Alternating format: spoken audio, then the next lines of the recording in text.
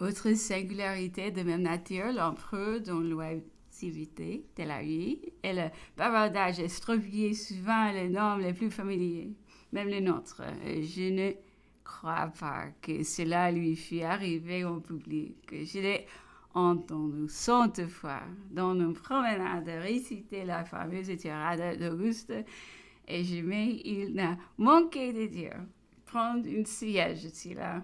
Il faisait la plupart du temps les noms propres à sa fantaisie et une fois adopté demeurant toujours, bien que nous prenons le véritable sang-froid par jour à ses côtés.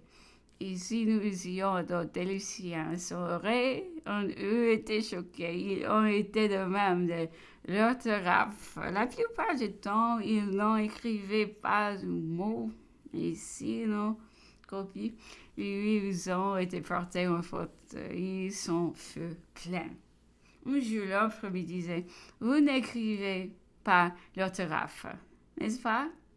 C'est qui fit sérieux, malignement le voisin, qui prenait cela pour un jugement. L'empereur qui s'en aperçut reprit, du moins, je le suppose, car un homme public dans les rangs de fer, un ministre ne doit pas écrire l'orthographe. Ses idées doivent courir plus vite que sa main. Il n'a le temps que de jeter des jalons.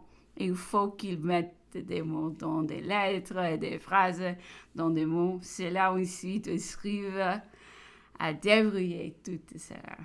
Or, l'empereur laissait beaucoup à faire aux scribes. Il était leur désolation. Son écriture composée de véritables hiéroglyphes. Elle était illisible, souvent pour lui-même. Un jour, mon fils, lui lisant un des chapitres de la campagne d'Italie, s'arrête tout à coup cherchant à déchiffrer. Comment le petit dit l'empereur, ne peut pas relire son écriture? C'est que ce n'est pas la mienne. Et de qui donc? C'est de votre majesté. Comment, petite drôle, prétendez-vous m'insulter? Et l'empereur prenant le gaillard fut fort longtemps recherché, puis le jeta en disant, il m'a fort raison, je ne saurais dire ce qu'il y a.